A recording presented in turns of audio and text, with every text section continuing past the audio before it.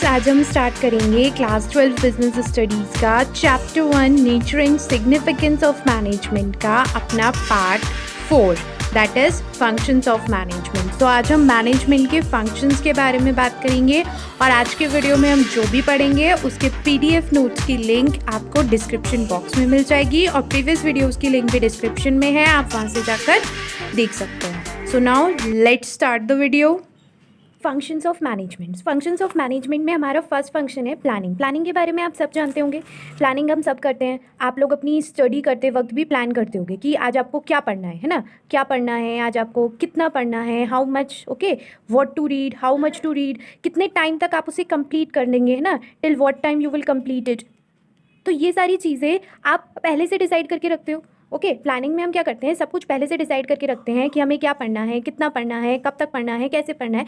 तो उसी तरीके से हम मैनेजमेंट में भी क्या करते हैं, प्लानिंग करते हैं। क्या प्लानिंग करते हैं? Deciding in advance. जैसे आप पहले से प्लान करके चलते हैं, उसी तरह मैनेजर्स भी पहले से प्लान कर लेते हैं व्हाट टू डू, मीन्स क्या करना है उन्हें, व्हेन टू डू, कब करना है, and who is going to do it, और पर्टिकुलर टास्क कौन करेगा। ओके, पहले से ही डिसाइड कर लेते हैं कि हमें क्या करना है, कब करना है और उसे कौन करेगा। It bridges the gap between where we stand today and where we want to reach. मैंने आपको पहले भी बताया था कि हम प्लानिंग में क्या करते हैं, what we do in planning. हम प्लानिंग में अपने ऑब्जेक्टिव्स को सेट कर लेते हैं। ओके, ऑब्जेक्टिव्स को सेट कर लेते हैं। अब ऑब्जेक्टिव्स डिसाइड कर लिए, उन ऑब्जेक्टिव्स को कैसे अचीव करना है, how to achieve these objectives, ये भी डिसाइड कर लेते हैं और उसके बाद हम इस पर वर्क करते हैं। इसलिए हम कहते हैं प्लानिंग क्या करता है, bridges the gap between where we stand today and where we want to reach.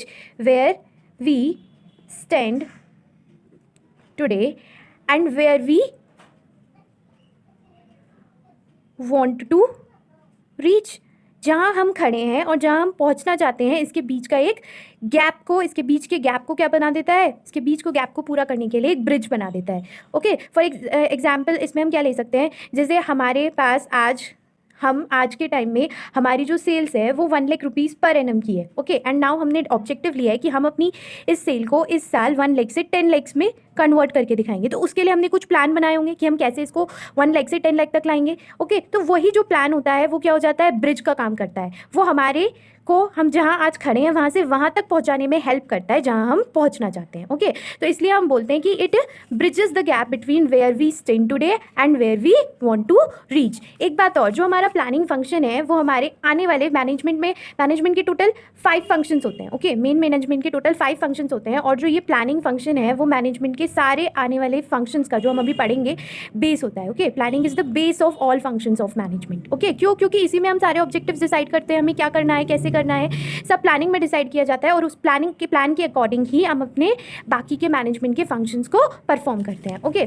सो ये बात हो गई प्लानिंग की। Next one is organizing. अब अपने प्लान्स को सेटअप करने के बाद हर मैनेजर का नेक्स्ट फंक्शन होता है कि वो अपनी ऑर्गेनाइज करे एक्टिविटीज़, उन्हें जो जो एक्टिविटीज़ परफॉर्म करनी है उनको ऑर्गेनाइज करे और ऑर्गेनाइजेशन स्ट्रक्चर को इस्टेब्लिश करे ताकि वो अपने प्लान को प्रॉपरली एग्जीक्यूट कर पाएँ। ओके, तो हम प्लान को एग्जीक्यूट कैसे कर सकते हैं, ऑर्गेनाइज करके, और ऑर्गेनाइज जब भी तो कर पाएंगे जब हमारे पास प्लान हो। तो इसलिए हम बोलते हैं planning is the base of all functions.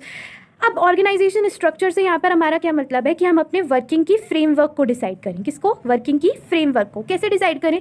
For example, हम कोई सा भी हमारा जो भी बिज़नेस है उसमें हमें क्या करना होगा, अपनी एक्टिविटीज़ को क्या करना होगा, ऑर्गेनाइज करना होगा। सपोज़ हमारा अगर हम कोई क्लॉथ की वो है टेक्सटाइल कंपनी है जो क्या करती है, मैन्युफैक्चरिंग करती है और फिर उसको सेल भी करती है। तो हम अगर सपोज़ हम शर्ट्स मैन्युफैक्चर कर रहे हैं तो शर्ट्स मैन्युफैक्चर करने के लिए हमें क्या क्या करना पड़ेगा, क्लॉथ को परचेज़ करना पड़ेगा। ओके, तो हमारे पास एक कौन सा डिपार्टमेंट होना चाहिए, परचेज़ डिपार्टमेंट होना चाहिए। क्लॉथ को परचेज़ करने के बाद उसको हम क्या करेंगे, मैन्युफैक्चरिंग करेंगे, मैन्युफैक्चरिंग डिपार्टमेंट होना चाहिए। मैन्युफैक्चर करने के बाद उसकी मार्केटिंग होगी, मार्केटिंग के बाद सेल्स होगी।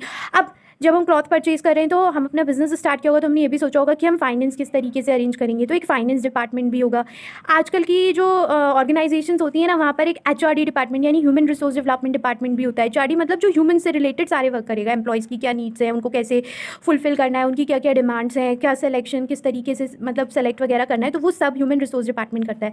तो ये सारा हमें अपनी ऑर्गेनाइजेशन को, अपने बिजनेस को देखते हुए हम उसमें किस तरीके से अपने स्ट्रक्चर डिसाइड करें, मतलब हमारे बिजनेस में किस टाइप के कौन कौन से डिपार्टमेंट्स होने चाहिए, वो सब किस में आ जाता है, ऑर्गेनाइजिंग में। जैसे कि रहा हाउ मेनी यूनिट्स और सब यूनिट्स आर नीडेड, मीन्स कितनी यूनिट्स चाहिए हमें और उन यूनिट्स के अंदर भी कौन कौन सी सब यूनिट्स चाहिए। ओके, फॉर एग्जाम्पल हमने अभी पढ़ा था, ठीक है, क्लॉथ में, कि हमें कौन कौन से डिपार्टमेंट्स चाहिए, इनके भी अंदर सब डिपार्टमेंट्स हो सकते हैं। ओके, फिर हम ये डिसाइड करेंगे कि हमें कौन कौन सी पोस्ट और डेजिग्नेशंस चाहिए, मींस किन किन लोगों को कौन कौन सी पोस्ट पर हमें किस किस लोगों को अपॉइंट करना है। हमारे हर डिपार्टमेंट में क्या क्या पोस्ट है हमारे पास, जनरल मैनेजर की, प्रोडक्शन मैनेजर की, सेल्स मैनेजर की, मार्केटिंग मैनेजर की, कौन कौन सी पोस्ट है उनको डिसाइड करना भी किस में आ जाता है, ऑर्गेनाइजिंग में। और सबसे मेन इंपॉर्टेंट फंक्शन कि हम कैसे अथॉरिटी और रिस्पॉन्सिबिलिटी को डिस्ट्रीब्यूट करेंगे डिफरेंट पीपल में। ओके, अथॉरिटी और रिस्पॉन्सिबिलिटी ये मैंने आपको लास्ट वीडियो में भी बताया था, प्रीवियस वीडियो में भी बताया था अपनी, आप वहाँ से जाकर भी एक बार देख सकते हैं। अथॉरिटी मैंने आपको बताया था सबसे ज़्यादा किसके पास होती है, टॉप लेवल के पास, तो ये टॉप टू बॉटम फ्लो करती है।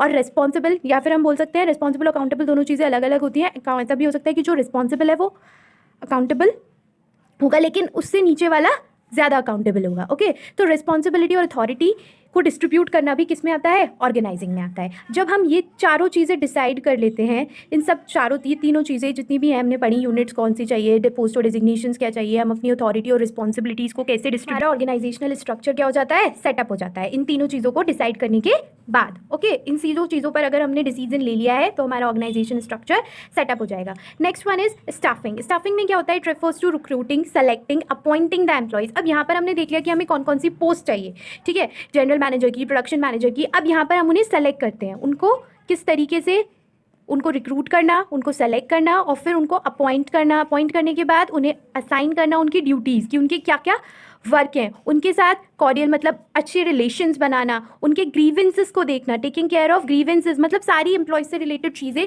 किस में आ जाती हैं, स्टाफिंग में आ जाती हैं। हमने ये देख लिया कि पोस्ट कौन कौन सी हैं। अब पोस्ट पे जो जो एम्प्लॉयज़ को किस तरीके से रिक्रूट किया जाए, रिक्रूटिंग और सेलेक्टिंग दोनों में डिफरेंस होता है। रिक्रूटिंग में क्या होता है, रिक्रूटिंग में हम बोल देते हैं छटनी। फॉर एग्जाम्पल, अगर हमारे पास किसी पर्टिकुलर पोस्ट के लिए 600 एप्लीकेशन आई तो हमने वेरियस टेस्ट के थ्रू, वेरियस, ये आप जब स्टाफिंग फंक्शन डिटेल में पढ़ेंगे तब आपको पता चलेगा, हम वेरियस प्रोसीजर्स के थ्रू उनकी छटनी कर देते हैं। मीन्स इन 600 एप्लीकेशंस जो हमारे पास आई थी, अगर जब वेरियस टेस्ट हो जाते हैं तो हमारे पास जो लोग क्वालिफाइड होकर सपोज 100 पीपल्स रह गए हैं, तो अब इस 100 में से हम सेलेक्ट करते हैं और सेलेक्ट करने के बाद फिर अपॉइंट करते हैं। ओके, असाइनिंग, उन्हें ड्यूटीज असाइन करना, उनके साथ कॉर्डियल रिलेशंस मेंटेन करना और उनके ग्रीवेंसेस को देखना एम्प्लॉयज़ के, वो भी सब किस में आता है, स्टाफिंग में आ जाता है। ओके, और भी स्टाफिंग में कई चीज़ें आ जाती हैं, जैसे कि एम्प्लॉयज़ की training and development of employees भी स्टाफिंग में आता है। एम्प्लॉयज़ का रेम्यूनरेशन डिसाइड करना, deciding the remuneration of employees. Okay, मैंने शॉर्ट में लिख दिया है रेम्यूनरेशन, आपको पूरा ये वर्ड यूज़ करना है। ओके, प्रमोशन के बारे में डिसीजन लेना, वो भी सब किस में आता है,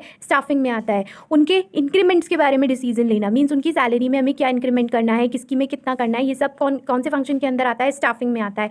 अपने एम्प्लॉयज़ की परफॉर्मेंस को इवैल्यूएट करना, evaluating the performance means check करना, उनकी परफॉर्मेंस को इवैल्यूएट करना भी किस में आता है, स्टाफिंग में आता है। उनके पर्सनल रिकॉर्ड्स को, हम अपने एम्प्लॉयज़ के पर्सनल रिकॉर्ड्स को भी मेंटेन करते हैं, codes of employees. Okay, employees के पर्सनल रिकॉर्ड्स को मेंटेन करना, तो ये सब किस में आ जाता है, स्टाफिंग में।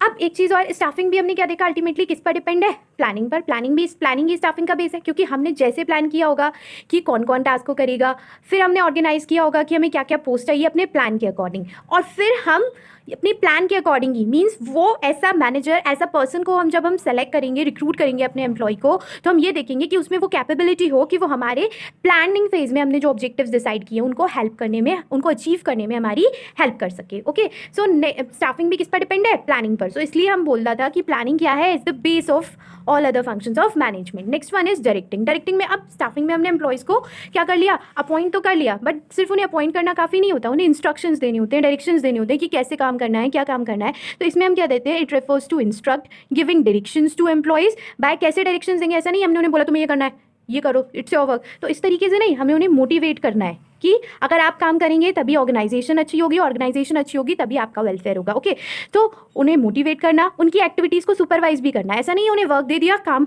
होने के बाद यही नहीं पता हमें काम कितना हो गया, कितना चल रहा है, कैसा चल रहा है, तो हमें रेगुलरली एम्प्लॉयज़ की एक्टिविटीज़ को क्या करना है, सुपरवाइज भी करना है, उनके साथ बातचीत भी करते रहना है, ताकि हम उनके साथ इंटरेक्ट करते रहें, उनकी प्रॉब्लम्स के बारे में हमें पता चल सके। ओके, सो मैनेजर्स क्या एज एक्ट करते हैं, एज अ लीडर्स। जैसे किसी भी कोई भी मैनेजर्स जो होते हैं वो अपने एम्प्लॉयज़ के लिए एज अ लीडर एक्ट करते हैं और उन्हें गाइड करते हैं राइट डायरेक्शन में तरफ। ठीक है, इस ऐसे राइट डायरेक्शन में गाइड करते हैं, मीन्स अगर वो कुछ गलत सोच रहे हैं, उनके माइंड में कुछ गलत आ गया है कि why should we do the work, जैसे वर्कर्स वगैरह स्ट्राइक पर चले जाते हैं, तो उसमें जो उनके लीडर्स होते हैं, मैनेजर्स जो होते हैं, वो उनको मोटिवेट करते हैं, उनके साथ बातचीत करके उनके साथ प्रॉब्लम्स को सॉल्व करने की कोशिश करते हैं। ठीक है, तो डायरेक्टिंग में क्या होता है, कौन कौन से फंक्शंस आ जाते हैं? सुपरवाइजिंग, जैसा कि हमने पढ़ा, क्योंकि हमें वो एम्प्लॉयज़ की एक्टिविटीज़ को क्या करना है? सुपरवाइज करना है, तो एक सुपरवाइजिंग भी डायरेक्टिंग में इंक्लूड हो जाता है।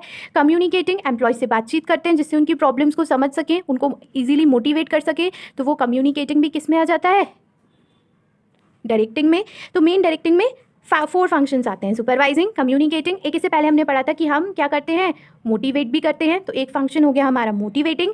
और हमने क्या पढ़ा था? मैनेजर्स एक्ट करते हैं एज अ लीडर, तो लीडरशिप भी किसके अंदर आएगी? डायरेक्टिंग के अंदर। इन चारों पॉइंट्स के बारे में हम पढ़ेंगे जब हम डायरेक्टिंग फंक्शन को डिटेल में पढ़ेंगे। ओके, मोटिवेटिंग, क्योंकि एम्प्लॉयज़ को मोटिवेट करना है, उनकी एक्टिविटीज़ को सुपरवाइज करना है, इसलिए सुपरवाइजिंग, उनके साथ बातचीत करनी है, इसलिए कम्युनिकेटिंग, और मैनेजर्स उनके लिए, एम्प्लॉयज़ के लिए एज अ लीडर्स एक्ट करते हैं, इसलिए लीडरशिप। इन चारों के बारे में हम डायरेक्टिंग फंक्शन में पढ़ेंगे। ओके, सो अब क्या क्या हो गया? प्लान्स भी बना लिए, ऑर्गेनाइजेशन का स्ट्रक्चर भी सेटअप कर लिया, स्टाफिंग रिक्वायर्ड एम्प्लॉयज़ को रिक्रूट भी कर लिया, सेलेक्ट भी कर लिया, अपॉइंट कर लिया, उनकी ड्यूटीज़ उनको असाइन कर दी, डायरेक्टिंग उन्हें इंस्ट्रक्शंस भी दे दिए कि उन्हें किस तरीके से वर्क करना है।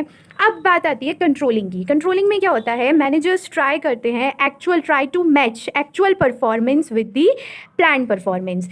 फॉर एग्जाम्पल, अगर हमने ये डिसाइड किया था कि आने वाले 1 मंथ में हम अपना प्रोडक्शन 2000 यूनिट से इंक्रीज़ करेंगे 5000 यूनिट्स तक। ओके, तो कंट्रोलिंग में ऐसा नहीं है कि अब हमने 1 मंथ का टारगेट डिसाइड किया है तो हम 1 मंथ के एंड में ही देखेंगे। हम ये भी देखेंगे कि अगर हमें 2000 यूनिट्स से मतलब इस मंथ में अगर हमें 5000 यूनिट्स प्रोड्यूस करनी है 1 मंथ में, तो हमारा 15 डेज में कितना प्रोड्यूस हो जानी चाहिए? 2500। ओके, लगभग आधी तो हो जानी चाहिए, तभी तो हम रिमेनिंग हाफ टाइम में प्रोड्यूस। तो वो इस चीज़ को साथ साथ हम चेक करते हुए चलते हैं कि हमने जैसा जैसा प्लान किया था एक्चुअल में हमारा वैसा वैसा हुआ या नहीं, जैसा जैसा प्लान किया था एक्चुअल में वैसा वैसा हो रहा है या नहीं, मीन्स हम अपने टारगेट को अचीव कर पाएंगे या नहीं, हम साथ साथ चेक करते हैं। Okay, and if there is no match, अगर कोई मैच नहीं है, फॉर एग्जाम्पल हमने चेक किया आफ्टर 15 डेज और हमारा प्रोडक्शन 2500 की जगह कितना बैठा? 2000 यूनिट्स। ओके, तो हम क्या करेंगे? मैच नहीं करा हमारा, दोनों अलग अलग आए। प्लान हमने किया था कि 1 मंथ में 5000 हो जानी चाहिए, यानी 15 डेज में 2500 होनी चाहिए थी as per hour plan, but वो 2500 की जगह कितनी हुई? 2000। मीन्स उन दोनों में कोई मैच नहीं है। तो मैनेजर्स क्या करेंगे? ट्राई करेंगे फाइंड आउट द रीजंस और डेविएशंस, कि ये रीजंस का एंड डेविएशंस का, ये जो हमारे चेंजेस बैठे, मतलब 500 यूनिट जो कम प्रोड्यूस हुई, उसके पीछे क्या रीजंस था, और फिर सजेस्ट करेंगे करेक्टिव मेजर्स मीन्स ऐसे मेजर्स को सजेस्ट करेंगे फिर वो हम, ताकि हम वापस से अपने पाथ ऑफ प्लान पर आ सके। मीन्स हम वापस से जो हमने एक्चुअल में प्लान किया था उस पर पहुंच सके। इसके लिए हमें करेक्टिव मेजर्स सजेस्ट करेंगे कौन? मैनेजर्स। तो ये हमारे थे 5 functions of management: planning, organizing, staffing, directing and controlling. अब हमारा सिर्फ एक टॉपिक बचता है इस चैप्टर का, that is the coordination, the essence of management.